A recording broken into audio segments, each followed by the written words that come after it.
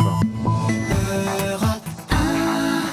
1, les 7h11, Jean-Philippe Ballas. L'heure du Zoom Éco. Bonjour Elsa Conessa. Bonjour Jean-Philippe. C'est donc aujourd'hui la rentrée du gouvernement et la grande question que tout le monde se pose, c'est tout simplement comment faire pour relancer cette croissance et l'emploi. Oui Jean-Philippe, il faut bien le reconnaître, les mauvaises prévisions de l'INSEE jeudi dernier ont un peu perturbé les plans du gouvernement.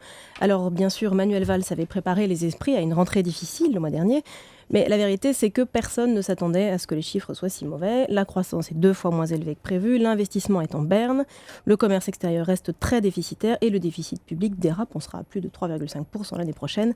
Bref, le panorama est plutôt sombre. Donc tout le monde est d'accord avec le constat. Maintenant, comment on fait pour relancer la machine ? Qu'est-ce que le gouvernement peut faire concrètement ? Alors, il a encore quelques cartouches à tirer. Plusieurs gros chantiers ont été lancés avant l'été et certains d'entre eux pourraient rebooster, libérer la croissance, comme on dit. En tout cas, c'est le calcul que fait Manuel Valls. Alors, le gros morceau, c'est le logement. C'est un levier de relance économique très puissant. Et en France, la situation est catastrophique. Les mises en chantier ont encore reculé de 20% au deuxième trimestre. Le gouvernement devrait donc annoncer une batterie de nouvelles mesures après celle du mois de juin, pour tenter de réamorcer la pompe. Et puis, il y a bien sûr la réforme des professions réglementées, les notaires, les huissiers, les pharmaciens. Bercy en attend beaucoup. 6 milliards d'euros de pouvoir d'achat pourraient être rendus aux ménages par ce biais.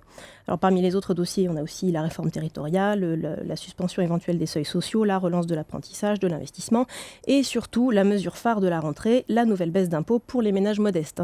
Le calendrier a été clairement accéléré puisqu'elle pourrait être annoncée dès mercredi. On parle quand même d'un geste qui pourrait atteindre 2 à 4 milliards d'euros. Ce n'est pas rien. Est-ce que tout cela va suffire, Elsa ?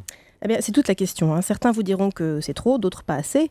En réalité, la marge de manœuvre du gouvernement est très réduite et son principal ennemi, c'est le temps. Toutes ces réformes, elles vont dans le bon sens, personne ne le conteste, mais le problème, c'est que ce sont des réformes de long terme. Elles ne produiront pas leurs effets en quelques semaines. Or, le gouvernement doit aller vite, à la fois pour convaincre les Français, bien sûr, mais aussi parce qu'il est plus que jamais sous pression de la Commission européenne, qui demande elle aussi des résultats. Or, pour l'instant, les promesses n'ont été tenues ni vis-à-vis des Français, ni vis-à-vis de Bruxelles. Le Zoom Éco, chaque matin sur Europe 1 avec Elsa Conessa. Merci Elsa.